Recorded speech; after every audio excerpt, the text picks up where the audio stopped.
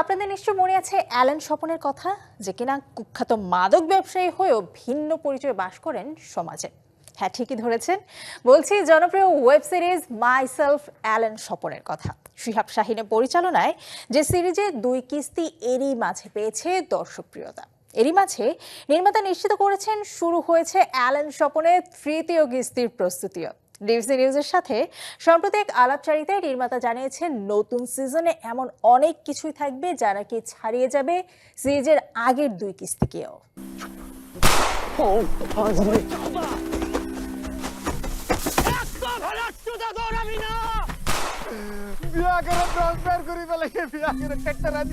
কক্সবাজারের একজন কুখ্যাত মাদক ব্যবসায়ী অ্যালেন স্বপন মাদক বিরোধী অভিযানে তার ক্রসফায়ারে নিহত হবার খবর ছড়ানোর পর রাজধানীতে তার মতোই দেখতে একজন মানুষ শামসুর রহমান নামে আবির্ভূত হয়।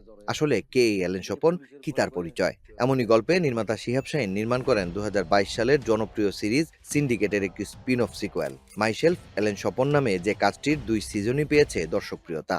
সম্প্রতি কাজটি নিয়ে সাথে অ্যালেন স্বপন চরিত্রটি সৃষ্টির গল্প ডিবিসি নিউজকে জানিয়েছেন নির্মাতা। সম্পূর্ণ আমার হাতে তৈরি একটা চরিত্র, এটা সিন্ডিকেটে ছিল।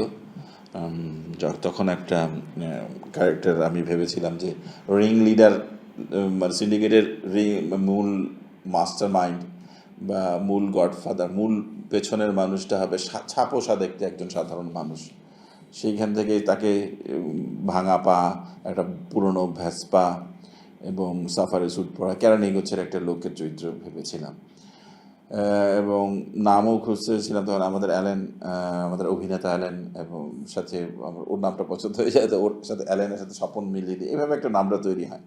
নির্মাতার মতে অ্যালেন স্বপনের মতো জনপ্রিয় খল চরিত্র বাংলাদেশে সাম্প্রতিক সময়ে নেই। এছাড়া চরিত্রটিকে প্রাণ দিতে অভিনেতা নাসিরুদ্দিন খানের ভূমিকার কথাও আলাপচারিতায় তুলে আনেন নির্মাতা। এইটি যে দর্শক এমনভাবে গ্রহণ করেছে এবং আমারও ভালো লেগেছে চরিত্রটির, মানে এই ধরনের dark humour, dark comedy character বাংলাদেশের ইয়াতে নাই। এইটা নাসিরুদ্দিন তার মুন্সিয়ানা দিয়ে এই একটা ক্যারেক্টার মানে সম্পূর্ণরূপে নিজের মতো করে ধরে নিয়েছে এবং করার পর আমি যে কাস্টিংয়ের সময়ই দেখছিলাম যে এই মানুষটাকে করা যেতে পারে এবং সে এমনভাবে আত্মস্থ করে চরিত্রটি, মানে এখন অ্যালেন স্বপনের সাথে নাসিরকে আলাদা করা যায় না, নাসিরের সাথে অ্যালেন স্বপন আলাদা করা যায় না।